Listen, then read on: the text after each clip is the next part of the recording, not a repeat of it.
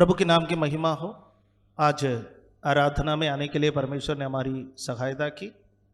आराधना में आए हुए सभी लोगों को एक और बार प्रभु यीशु मसीह के नाम से मैं आज आराधना में स्वागत करता हूं।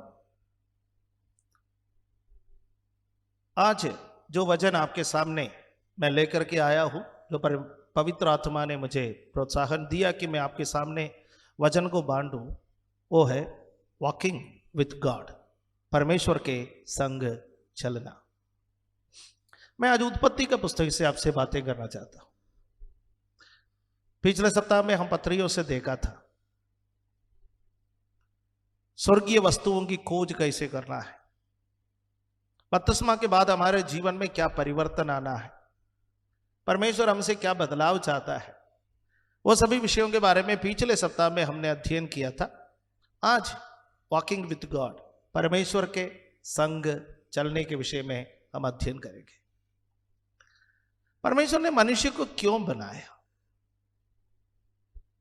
हम उत्पत्ति का पुस्तक पहला अध्याय निकाले, उसका 26वां पद से लेकर के 28वां पद तक हम पढ़ेंगे। Genesis chapter 1 versus 26 to 28। क्या लिखा हुआ है? ये सारे भाग हमें मालूम है। हम प्रचार इसलिए नहीं सुनते कि हमें कुछ नहीं मालूम है, हमें मालूम है। उसके बावजूद भी परमेश्वर नए तरीके से हमसे बातें कर सकते हैं। मनुष्य का एक आयु काफी नहीं है बाइबल के बातों का अध्ययन करने के लिए। कई जन्म मिले तब भी बाइबल के बातें रह जाएंगे, इतना गहरा है बाइबल का एक एक वचन। जेनेसिस चैप्टर 1 वर्सेस 26 to 28 मिलकर के पढ़े। फिर परमेश्वर ने कहा, हम मनुष्य को अपने स्वरूप के अनुसार अपनी समानता में बनाए, और वे समुद्र की मछलियों और आकाश के पक्षियों और घरेलू पशुओं और सारी पृथ्वी पर और सब रेंगने वाले जंतुओं पर जो पृथ्वी पर रहते हैं अधिकार रखे। नोट द पॉइंट, अधिकार रखे। ठीक है, मन में याद रखिए। तब परमेश्वर ने मनुष्यों को अपने स्वरूप के अनुसार उत्पन्न किया, अपने ही स्वरूप के अनुसार परमेश्वर ने उसको उत्पन्न किया, नर और नारी करके उसने मनुष्यों की सृष्टि की। और परमेश्वर ने उनको आशीष दी और उनसे कहा, फूलो फलो और पृथ्वी पर भर जाओ और उसको अपने वश में कर लो, और समुद्र की मछलियां तथा आकाश के पक्षियों और पृथ्वी पर रेंगने वाले सब जंतुओं पर अधिकार रखो। अगेन अधिकार रखो। फिर इसी वचन में, लास्ट वचन में 28वां वचन में एक और पॉइंट आया है, वश में करो। परमेश्वर ने मनुष्य को इसलिए बनाया है to rule over the earth और टू रूल ओवर एवरीथिंग। जो कुछ भी परमेश्वर ने बनाया, इस पृथ्वी पर जो कुछ भी परमेश्वर ने बनाया, उन सब वस्तुओं पर अधिकार रखने के लिए, उन सब वस्तुओं को वश में रखने के लिए, उन सब जंतुओं को वश में रखने के लिए, उन सब वातावरणों को वश में रखने के लिए, उन तमाम हालातों को वश में रखने के लिए और उस पर अधिकार जताने के लिए, अधिकार रखने के लिए परमेश्वर ने मनुष्य को बनाया है। इसमें कोई डाउट नहीं है। ठीक, पाप मनुष्य के जीवन में आया, सब कुछ बदल गए, लेकिन अभी भी टू रूल ओवर एवरीथिंग, मनुष्य के प्रति परमेश्वर की जो योजना है, परमेश्वर का जो स्वप्न है, वो अभी भी नहीं बदला। आपको और मुझे परमेश्वर अभी भी इस पृथ्वी पर इसलिए रखा है तो हम हमारे हालातों के ऊपर राज करें। लेकिन विडंबना की बात यह है, आजकल हालातें हमारे ऊपर राज करते हैं। बीमारियां हम पर हुकूमत करने लगने लगे, शैतानी ताकतें हमें अपने वश में रखने लगे, और चारों तरफ के वातावरण वो हम पर प्रभाव डालने लगे। उल्टा हमें इन चीजों के ऊपर प्रभाव डालने के लिए परमेश्वर ने बनाया है। खैर, उस वक्त निष्पाप युग था, आदम और हव्वा के जीवन में कोई पाप नहीं था। आदम और हव्वा दोनों परमेश्वर के स्वरूप में, परमेश्वर के समानता में एदन का वाटिका में रहते थे। फिर पाप मनुष्य के जीवन में आया, अब हालात बदल गया है, लेकिन अभी भी परमेश्वर की इच्छा या परमेश्वर की योजना नहीं बदला।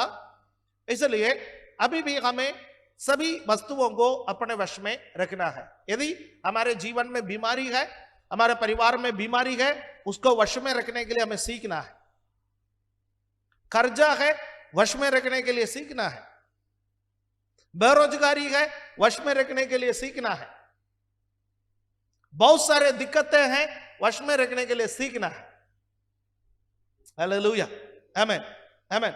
लोग बेचैन हो जाता है, लोग आत्महत्या कर लेते हैं, लोग चिड़चिड़ा हो जाता है जब इन बातों को अपने वश में नहीं रख पाते, इन बातों पर अधिकार नहीं रख पाते।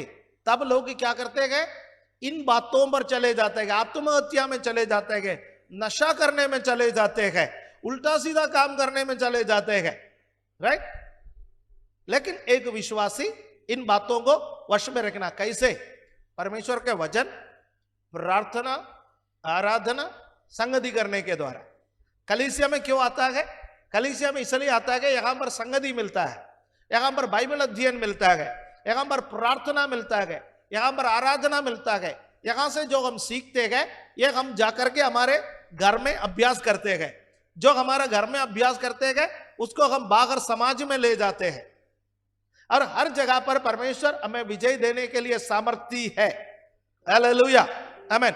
यीशु हमें जयवंत से भी बढ़कर बनाते हैं।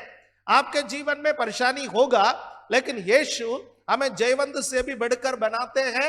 ये बोध हमारे मन में बने रहे। हालेलुया। हालातों के गुलाम बनने से बचे, आमीन।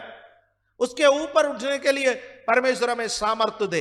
ओके, मेरा पॉइंट यह है, परमेश्वर ने मनुष्य की सृष्टि इसलिए किया कि मनुष्य सब वस्तुओं को अपने वश में रखे, सब जंतुओं को अपने वश में रखे और उस पर राज करे। टू रूल ओवर एवरीथिंग, अधिकार जताए, अधिकार रखे। हालेलुया, आमीन। अब दूसरा एक और कारण है, जेनेसिस चैप्टर 3 वर्स 8, उत्पत्ति का पुस्तक 3 अध्याय उसका 8वां पद पढ़ने के समय वहां पर क्या लिखा हुआ है? मिलके पढ़े। तब यहोवा परमेश्वर जो दिन के ठंडे समय वाटिका में फिरता था, उनका शब्द सुनकर, उनका शब्द उनको सुनाई दिया। ओके, राइट, बाद में पढ़ेंगे बाकी। यहां पर देखिए, यहोवा परमेश्वर जो दिन के ठंडे समय वाटिका में फिरता था। परमेश्वर इवनिंग वॉक के लिए कहां पर आता था? अदन का वाटिका में आता था, दिन के ठंडे समय। आदम और हव्वा को परमेश्वर ने अदन का वाटिका में रखने के समय कहा कि इस वाटिका का देखभाल करना और इस वाटिका में काम करना, देखभाल करना और काम करना, राइट। हमें दो चीजें हैं, एक देखभाल और दूसरा काम। ये अभी भी हमारे लिए एज इट इज है। परिवार का देखभाल करना, परिवार के लिए काम करना, परिवार का देखभाल करना, परिवार में काम करना, राइट। इसमें अभी भी कोई बदलाव नहीं आया है। जहां परमेश्वर ने हमें रखा वहां पर 2 काम है, देखभाल और काम। देश में रखा है, देश का देखभाल, देश का काम। कलीसिया में रखा गया, कलीसिया की देखभाल, कलीसिया का काम।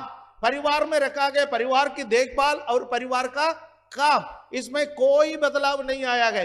परमेश्वर ने हमें आराम करने के लिए नहीं बनाया। आज मनुष्य क्या चाहते हैं? आराम।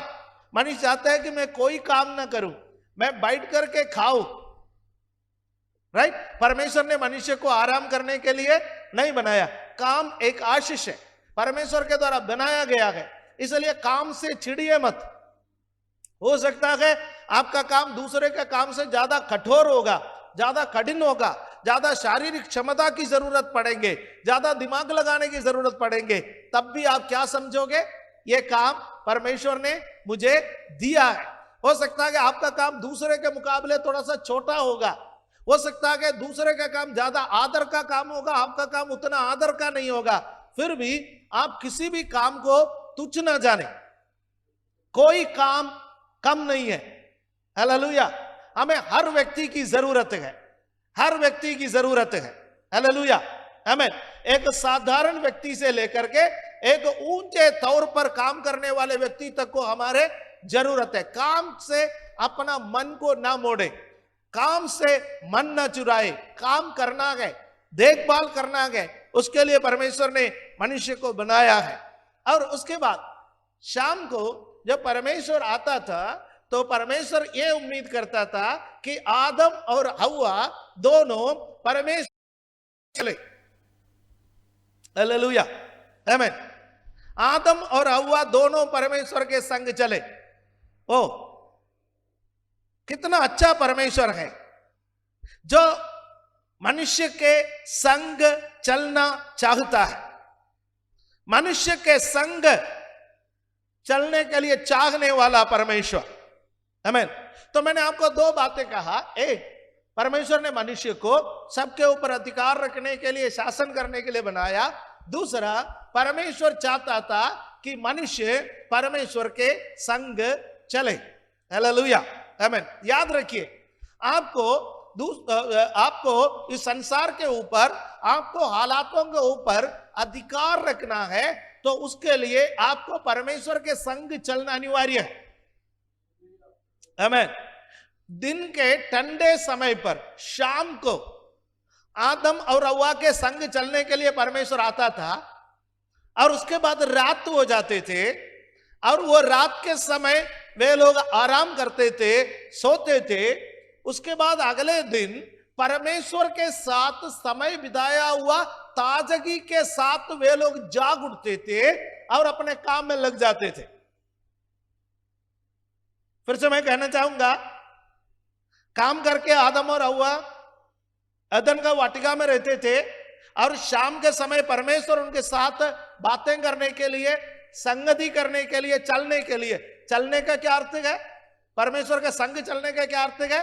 परमेश्वर के साथ संगति करना, to have fellowship with God. जब वो मेट्रो में चलते हैं, बहुत सारे लोग चलते गए, हम भी चलते गए, परमेश्वर के साथ ऐसा चलने के लिए नहीं, है ना।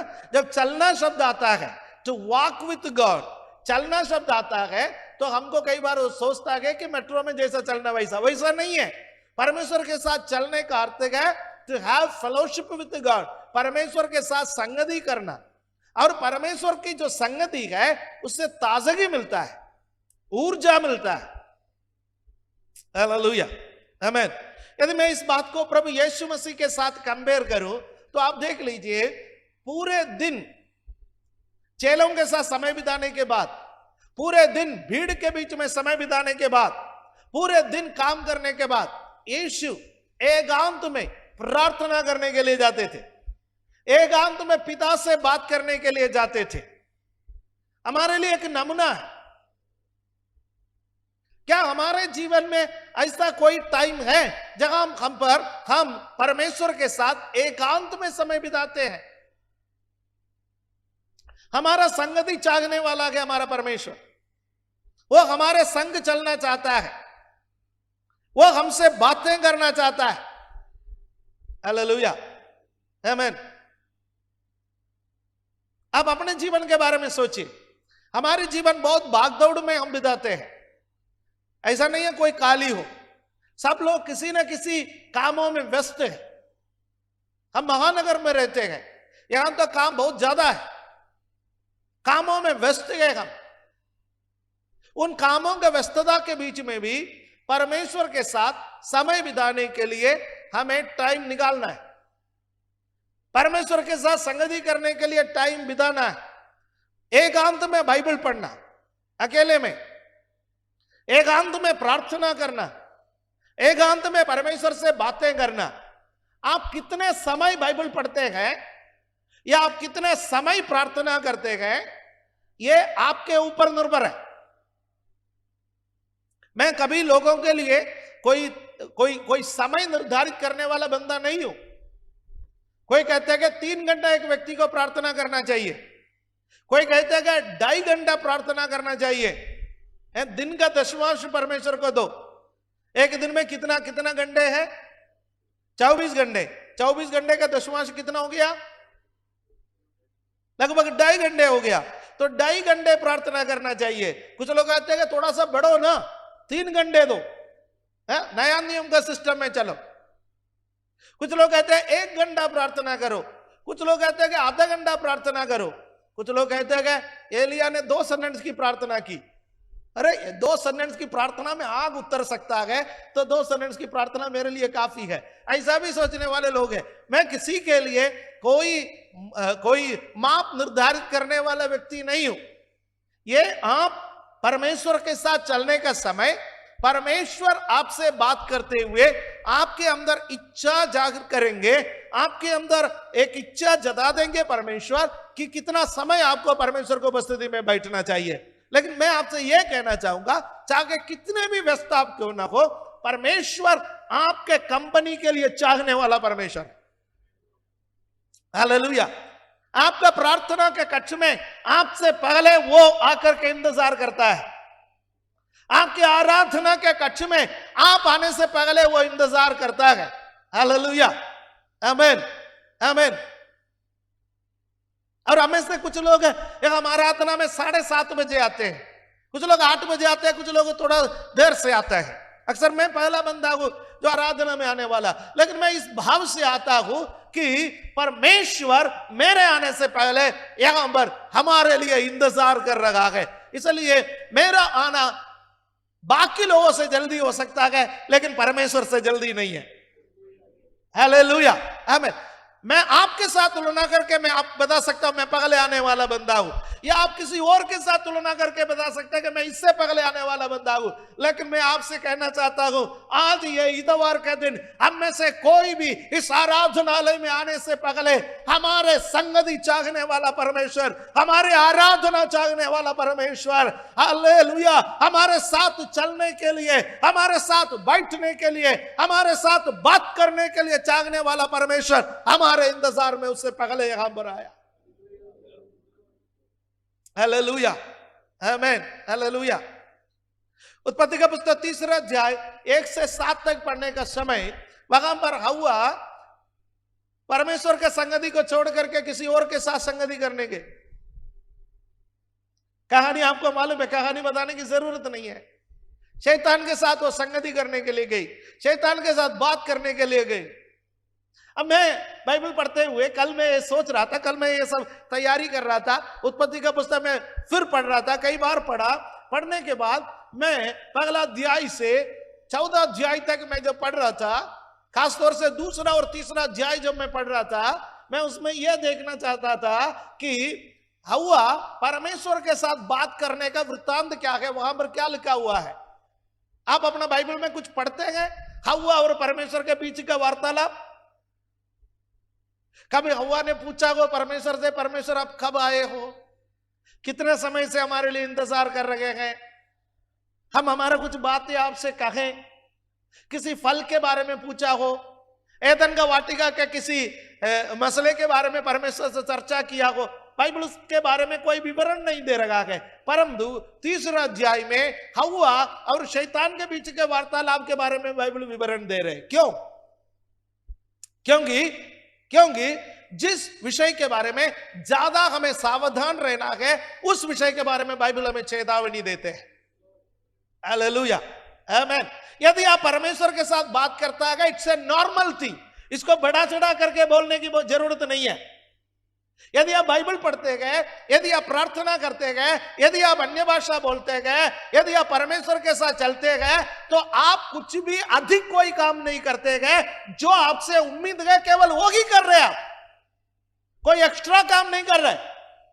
लेकिन यदि आप शैतान से बातें कर रहे गए, वो आपसे उम्मीद किया गया काम नहीं है, वो एक्स्ट्रा काम है। परमेश्वर चाहता है कि वो आप ना करें। इसलिए आदम और परमेश्वर के बीच में क्या वार्तालाप हुआ नहीं लिखा, हव्वा और परमेश्वर के बीच में क्या वार्तालाप हुआ वो नहीं लिखा, परंतु हव्वा और शैतान के बीच में क्या वार्तालाप हुआ उसका विवरण है। क्यों? सावधान करने के लिए। हालेलुया।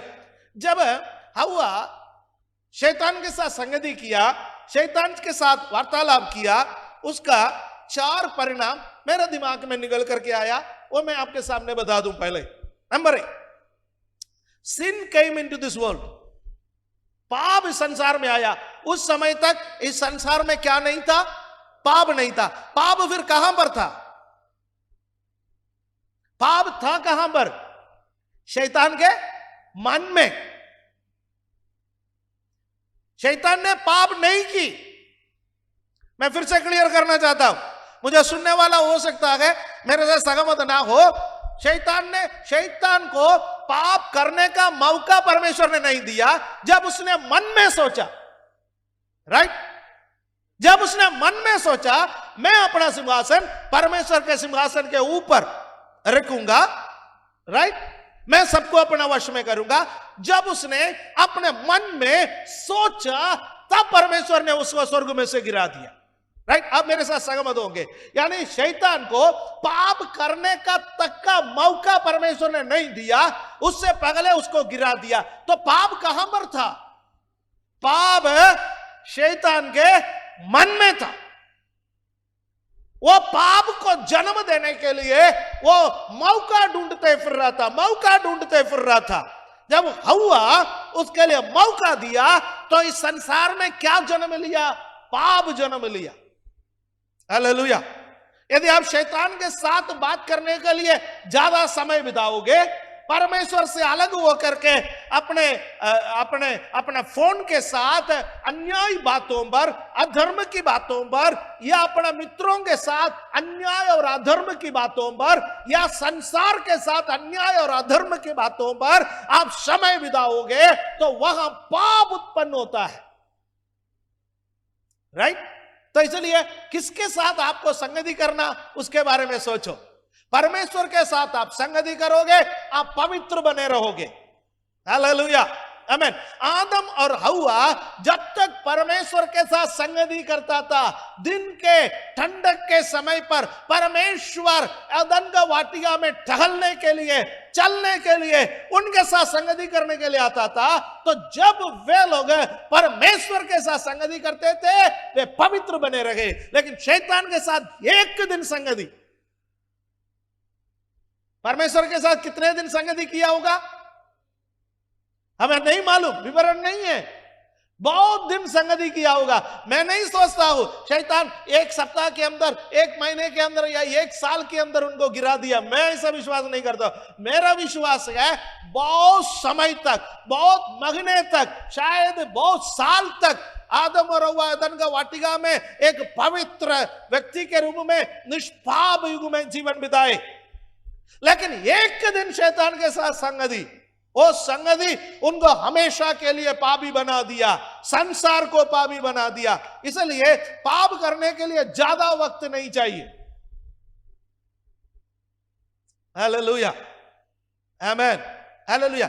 चरित्र का निर्माण के लिए बहुत वक्त लगता है, लेकिन चरित्र को खत्म करना है तो एक पल काफी है। चरित्र को निर्माण करना है तो आपको सालों का वक्त लगता है, लेकिन चरित्र को बिगाड़ना है तो एक पल का वक्त काफी है। इस बात को ध्यान रखिएगा। दूसरी बात, मनुष्य पापी बन गया। ना केवल इस संसार में पाप आया, बल्कि मनुष्य पापी बन गए हमेशा के लिए, हमेशा के लिए। न केवल वो पाप का असर आदम और हव्वा के साथ रहा, बल्कि वो पाप के असर आदम और हव्वा के पीढ़ियों पर भी फैल गए। इस संसार में जन्म लेने वाला आखिरी शिशु तक वो पाप का बीज फैल गया है। हालेलुया, आमीन, आमीन। एक ना एक दिन संसार का अंत होगा ना, एक ना एक दिन एक आखिरी शिशु भी पैदा होगा ना। है? संसार में पैदा हुआ पहला शिशु कौन है? किसी ने कहा आदम। कौन है? कैन। संसार में पैदा हुआ पहला शिशु कैन है। कैन के समान आखिरी एक शिशु पैदा होगा, वो भी पापी बनकर के पैदा होगा आदम और हव्वा के पाप के कारण, यानी पूरे मानव जाति पापी बन गए। पाप संसार में आए, सारे मानव जाति पापी हो गए। और तीसरा, परमेश्वर की महिमा से मनुष्य रहित हो गए। हालेलुया। मनुष्य के जीवन में सबसे बड़ा जमा पूंजी क्या था? परमेश्वर की महिमा, the glory of God, the glory of God. इस संसार में रहते हुए आप सबसे सर्वोच्च सम्मान जो प्राप्त कर सकता है वो है ग्लोरी ऑफ गॉड, परमेश्वर की महिमा। इससे बड़ा कोई सम्मान आप प्राप्त नहीं कर सकते। हालेलुया, आमीन, आमीन। हमारा राष्ट्र का सबसे सर्वोच्च सम्मान क्या है? Bharat Ratna, right, Bharat Ratna, right. पद्मश्री है, पद्म भूषण है, पद्म विभूषण है, परमवीर चक्र है, फोर्स के लिए है, वो बहुत सारी चीजें हैं। लेकिन इस संसार में रहते हुए एक व्यक्ति सबसे सर्वोच्च पदवी भारत में रहते हुए जो प्राप्त कर सकता है वो है भारत रत्न। एक विश्वासी अपने जीवन में जो सर्वोच्च सम्मान एक विश्वासी रहते हुए प्राप्त कर सकता है वो है परमेश्वर की महिमा, the glory of God. Hallelujah, आमीन। एदन का वाटिका में जब मनुष्य ने पाप किया, वो परमेश्वर की महिमा से वे लोग रहित हो गए। हालेलुया। परमेश्वर के साथ समय बिताने के बेहतर शैतान के साथ समय बिताया। परमेश्वर के साथ बात करने के बजाय शैतान के साथ बात किया। परमेश्वर के साथ चलने के बजाय शैतान के साथ चला। परिणाम क्या निकला? संसार में पाप आए, मनुष्य हमेशा के लिए पापी बन गए और परमेश्वर की महिमा से रहित हो गए। और चौथी बात है, मनुष्य ने परमेश्वर की योजना को विफल कर दिया। जो योजना मैंने आपको बोला था, परमेश्वर ने बोला, उत्पत्ति का पुस्तक पहला अध्याय 26 से लेकर के 28 तक पढ़ने का समय परमेश्वर ने कहा, आओ हम अपने समानता में, अपने स्वरूप में मनुष्य को बनाए ताकि मनुष्य सब चीजों को अपने वश में रख सके और सब चीजों पर अधिकार रखे। लेकिन पाप मनुष्य ने किया, परमेश्वर की योजना से मनुष्य हालेलुया दूर हो गए। परमेश्वर की योजना को मनुष्य ने फेल कर दिया है। हालेलुया, आमीन। धीरे धीरे बाकी सब मनुष्य के ऊपर हावी होने लगे। डर मनुष्य के ऊपर हावी होने लगे, जानवर मनुष्य के ऊपर हावी होने लगे, वातावरण मनुष्य के ऊपर हावी होने लगे, बीमारी मनुष्य के ऊपर हावी होने लगे। सब कुछ आजकल मनुष्य के ऊपर हावी है।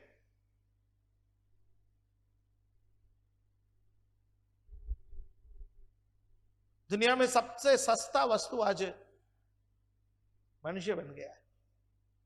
कहीं भी मार दो, कहीं भी दुर्व्यवहार करो, कई कई जगहों पर जानवर का वैल्यू मनुष्य के वैल्यू से ज्यादा बन गया है। सब हमारे ऊपर हावी होने लगे। हालेलुया। लेकिन परमेश्वर की जो मूल योजना है वो ऐसा नहीं है। आज केवल विश्वासी को विजय है, अविश्वासी को इन चीजों पर विजय नहीं है। यीशु में आने के बाद विजय है, यीशु में आने से पहले विजय नहीं है। इसलिए सारे मानव जाति को यीशु के पास आना है। हालेलुया। परमेश्वर उन बातों पर मनुष्य को वापस ले जाना चाहता है जहां पर परमेश्वर और मनुष्य का रिश्ता टूट गया। हालेलुया। और परमेश्वर चाहता है उस रिश्ते को पुनर्स्थापित करने के लिए परमेश्वर मनुष्य को लेकर के जाए। तीसरा अध्याय 8वां पद में उत्पत्ति 3:8 हमने पढ़ा, ऐसा एक परमेश्वर, तब यहोवा परमेश्वर जो दिन के ठंडे समय वाटिका में फिरता था, उसका शब्द उनको सुनाई दिया। हालेलुया। वो परमेश्वर मनुष्यों के साथ चलना चाहता है, मनुष्यों के साथ बात करना चाहता है, मनुष्यों के साथ संगति करना चाहता है। बाइबल का परमेश्वर प्रेमी है। बाइबल का परमेश्वर मनुष्यों के बीच में रहना चाहता है। बाइबल का परमेश्वर ऐसा परमेश्वर नहीं है कहीं भी जाकर के दूर एक पहाड़ पर बैठ गया हो और आपसे कह रहा हो साल में एक बार मुझे मिलने के लिए आओ। बाइबल का परमेश्वर वो परमेश्वर नहीं है जो कहीं दूर जाकर के बैठ गया हो और आपसे कह रहा हो कि मैं तुम्हारा हत्या कर दूंगा, सुधर जाओ। बाइबल का परमेश्वर वो परमेश्वर नहीं है जो आपसे दूर रहना चाहता है। बाइबल का परमेश्वर वो परमेश्वर है जो मनुष्यों के बीच में रहना चाहता है। हालेलुया, आमीन। जब परमेश्वर अदन का वाटिका में आया, परमेश्वर का चलने का आहट आदम और हव्वा को सुनाई दी। दोनों पेड़ के आड़ में आ गए। 3 अध्याय का 9वां पद को पढ़ेंगे। यहां पर हम देखते हैं तब यहोवा परमेश्वर ने पुकार कर आदम से पूछा, तू कहां में? बाइबल का परमेश्वर पापी को पुकारने वाला परमेश्वर है। हालेलुया। बाइबल का परमेश्वर पापी को नाश करने वाला परमेश्वर नहीं, बाइबल का परमेश्वर पापी को पुकारने वाला परमेश्वर। लूका 19वां अध्याय का 10वां पद हम पढ़ेंगे। वहां पर क्या लिखा है? लूक चैप्टर 19 वर्स 10, वहां पर लिखा हुआ है कि मनुष्य का पुत्र खोए हुओं को ढूंढने और उसका उद्धार करने के लिए आया है। Hallelujah, hallelujah. मनुष्य का पुत्र खोए हुओं को ढूंढने और उनका उद्धार करने के लिए आया। यीशु इस संसार में क्यों आया? यीशु इस संसार में इसलिए आया कि खोए हुओं को ढूंढने के लिए, जो खोए हुए थे आप और मैं, हमें ढूंढने के लिए यीशु स्वर्ग का महिमा को छोड़ करके इस धरती पर उतर आया। हालेलुया। कई बार पुराना विश्वासी बनने के बाद हम ये सब भूल जाते हैं। वो परमेश्वर हमसे कितना प्यार करता है कि हम भूल जाते हैं। हम सोचते हैं कि ये तो घर की बात है। हिंदी में कहावत है ना, घर की मुर्गी दाल बराबर। हम कई बार मसीह लोग परमेश्वर को जो आदर देना है वो दे नहीं पाते, जो सम्मान देना है नहीं दे पाते, जो भक्ति परमेश्वर के प्रति दिखाना है वो हम नहीं दिखा पाते, क्योंकि हालेलुया हमने परमेश्वर का निजीकरण कर लिया है। अरे मेरा परमेश्वर है, मेरा घर का है, मेरे साथ संबंध रखते हैं, इसमें कौन सी बड़ी बात है? No no no. वो परमेश्वर महिमामय परमेश्वर स्वर्ग का महिमा को छोड़ करके इस धरती पर हमारे लिए उतर आया। कितना आदर और सम्मान और भक्ति का लायक है वो परमेश्वर। हालेलुया, आमीन। जेनेसिस चैप्टर 3 वर्स 10 में हम देखेंगे, 3 अध्याय का 10वां पद, वहां पर क्या लिखा है? उसने कहा, आदम ने कहा, मैं तेरा शब्द वाटिका में सुनकर डर गया, क्योंकि मैं नंगा था इसलिए छिप गया। जब पाप संसार में आया, मनुष्य का स्वभाव बदल गया। पहले मनुष्य पारदर्शी था, पारदर्शी, ट्रांसपेरेंट। हालेलुया। पारदर्शी परमेश्वर, सॉरी, ट्रांसपेरेंट मैन, पारदर्शी मनुष्य। आदम को हव्वा से छिपाने के लिए कुछ नहीं था, हव्वा को आदम से छिपाने के लिए भी कुछ भी नहीं था, और आदम और हव्वा को परमेश्वर से भी छिपाने के लिए कुछ नहीं था। Are you getting my point? निष्पाप युग में पाप करने से पहले आदम को हव्वा से छिपाने के लिए कुछ नहीं था, हव्वा को आदम से छिपाने के लिए भी कुछ नहीं था। आदम और हव्वा को परमेश्वर से छिपाने के लिए भी कुछ भी नहीं था। समझ में आया ना? आजकल हमारे जीवन का सबसे बड़ा प्रॉब्लम क्या है? We are hiding something from others. पारिवारिक जीवन में पत्नी पति से छिपाने लगी, पति पत्नी से छिपाने लगा, परिवार के अंदर बच्चे माता पिता से छिपाने लगे, माता पिता बच्चे से छिपाने लगे। कितने हस्बैंड है अपना अपना मोबाइल फोन पर लॉक लगा के रखते हैं कि पत्नी ना खोले। You are hiding something. कितने पत्नी ऐसा है कि जो अपने मोबाइल फोन पर लॉक लगा के रखेंगे कि आपकी पत्नी ना देख सके।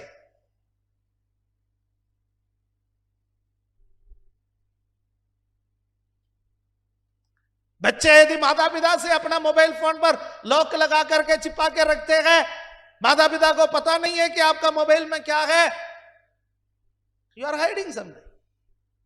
यह सब पाप का परिणाम है। परमेश्वर मूल रूप से मनुष्य को ऐसा नहीं बनाया।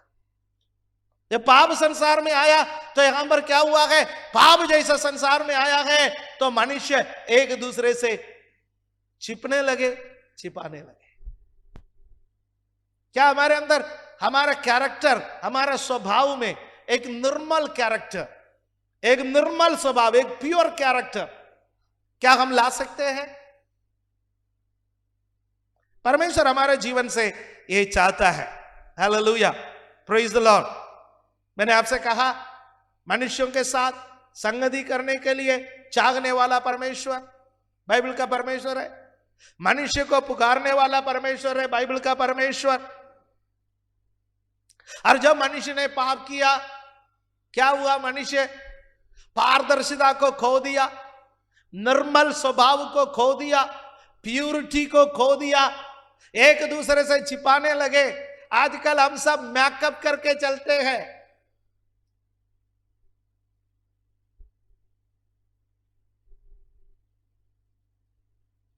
बॉलीवुड के कई एक्ट्रेस को आप मेकअप बिना देखोगे तो ढंग रह जाओगे, आप पहचान नहीं पाओगे, आप दोबारा देखोगे नहीं। आत्मी लोगों को भी ऐसा ही है। हम सब मेकअप करके चलते गए। Makeup, what is makeup?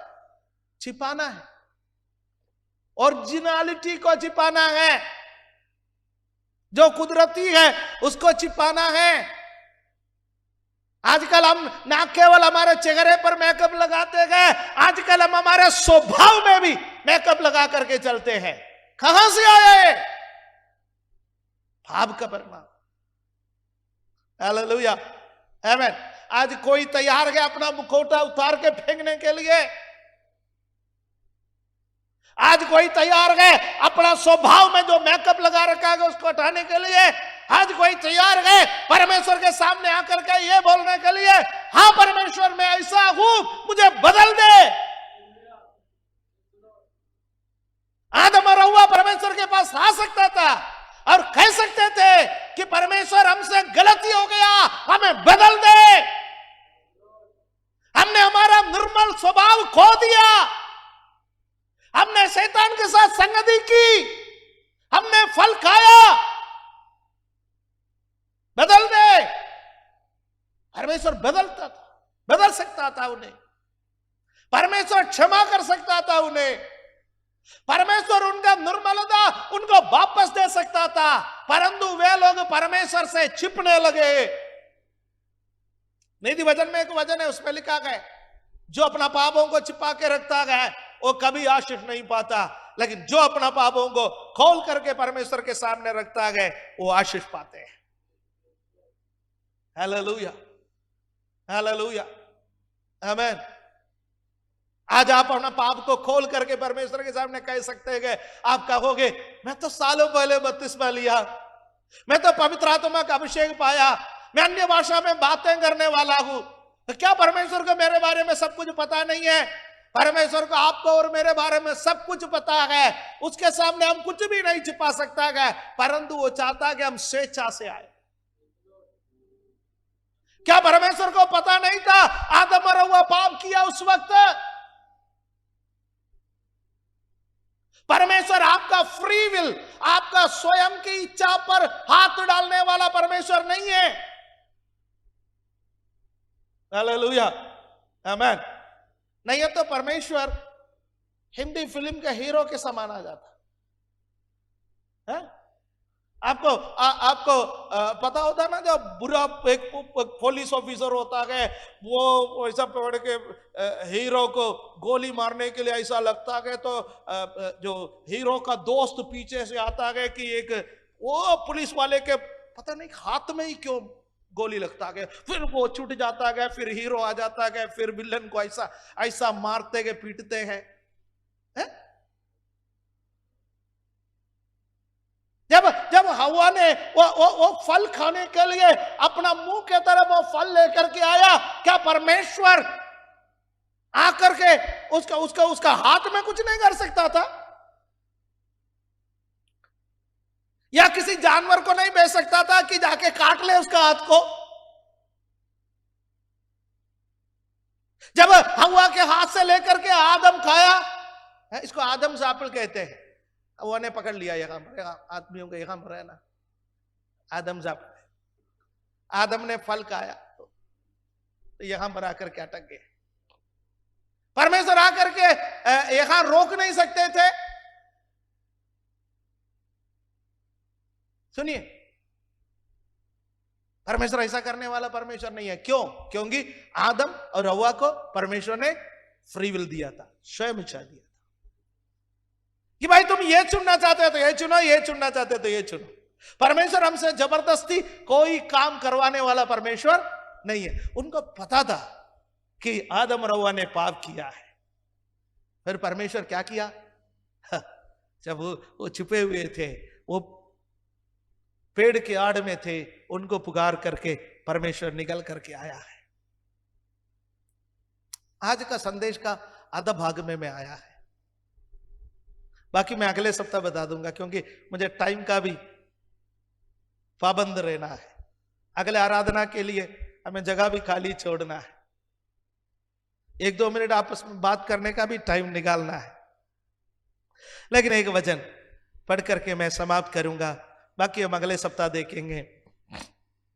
हो सकता है कि 1-2 सप्ताह हम इसको और मनन करेंगे। परमेश्वर के संग चलना, कई लोगों के जीवन के बारे में हम सीखेंगे।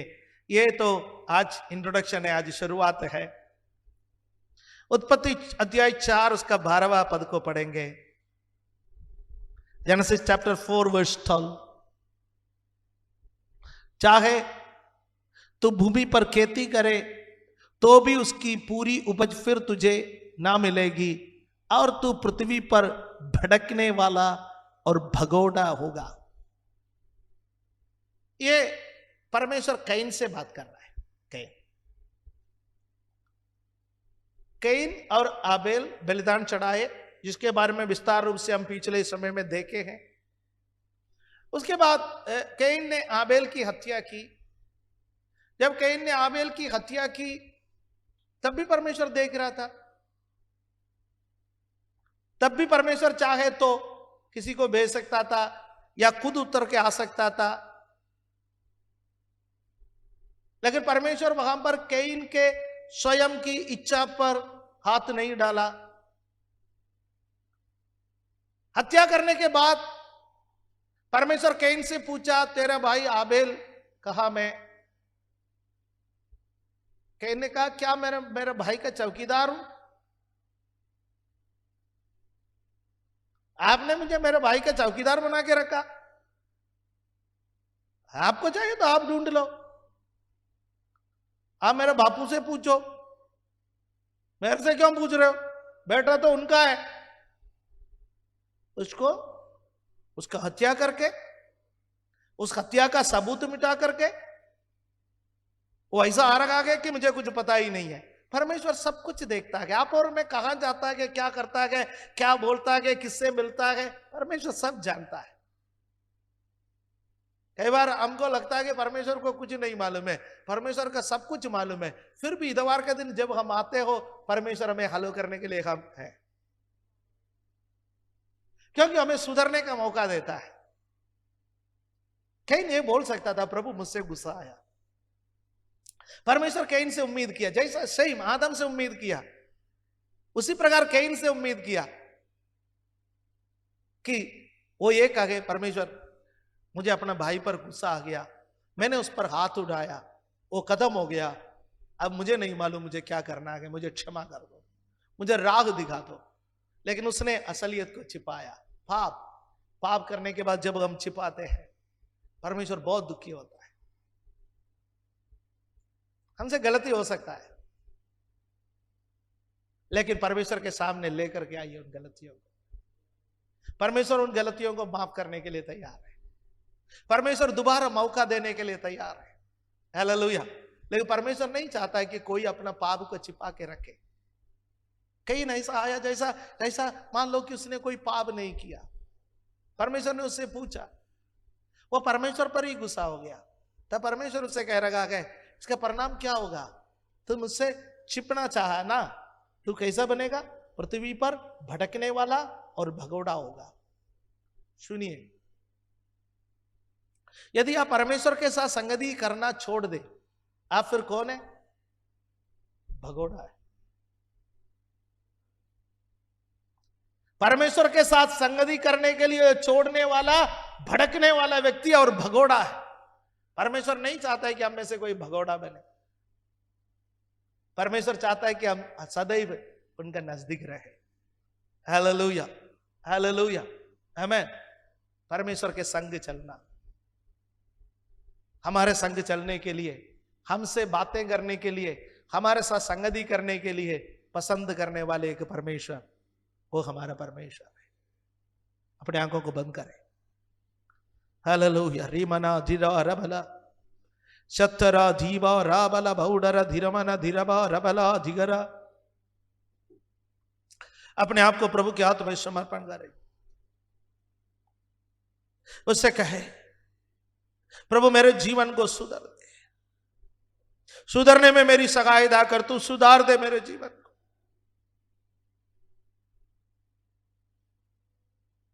तेरे लहू से मुझे धोले तू प्रभु, पूरी तो से अभी तेरे ही समा होने के लिए मेरे जीवन में काम कर तू प्रभु। तेरे ही समा होने के लिए मेरे जीवन में काम कर तू प्रभु। हमारा स्वर्गीय पिता, हम आपकी उपस्थिति में आते हैं। परमेश्वर, हमारे पूर्व पिता आदम पाप करने के बाद उस पाप को छिपाने के लिए पेड़ के आड़ में आए। उसके बाद वो स्वभाव सारे मानव जाति में आए। वो स्वभाव हमारे अंदर भी है पिता। हम भी पाप करने के बाद छिपाते हैं। विश्वासी बनने के बाद भी हमारे अंदर से ये स्वभाव नहीं गया। हम आज पश्चाताप करते हैं। एक निर्मल स्वभाव का मालिक बनने में हमारी सहायता कर। नमन धीरगा बलबा। परमेश्वर हमें आशीष दे। आपके संग चलने के लिए आपने हमें बनाया। इस पृथ्वी पर अधिकार रखने के लिए आपने हमें बनाया। इन बातों पर हम चूक गए पिता परमेश्वर। हमसे गलतियां हुए, हमें क्षमा करने के लिए हम प्रार्थना करते गए। आज का यह वचन हमें प्रचोदित करे और आने वाले कुछ सप्ताहों में परमेश्वर के संग चलने के विषय में हम जब अध्ययन करेंगे, परमेश्वर आप हमसे बातें करें। उन लोगों का जीवन के माध्यम से हमसे बातें करें कि जिन जिन लोगों ने आपके संग चला पिता परमेश्वर, हम भी आपके संग चलने वाले बने। धन्यवाद देता है, धन्यवाद देता है प्रभु जी। आज इधर कोई पापी बैठा है जो अभी तक उद्धार नहीं पाया, आपसे दूर भाग रखा है, तो उनको उद्धार दिलाइए पिता। कोई पीछे हटे हुए भाई या बहन बैठे हैं, उनको वापस आने में सहायता कर लीजिए परमेश्वर। इस कलीसिया में वचन सीखने के लिए, आपकी आराधना करने के लिए, आपके संग चलने का अभ्यास के लिए आप हमें लेकर के आए। हम आपका धन्यवाद करते हैं। आदर महिमा हम आपको देते हैं। प्रभु यीशु मसीह के पवित्र नाम से इस प्रार्थना को हम मांगते हैं, amen, amen, hallelujah, praise the Lord, amen.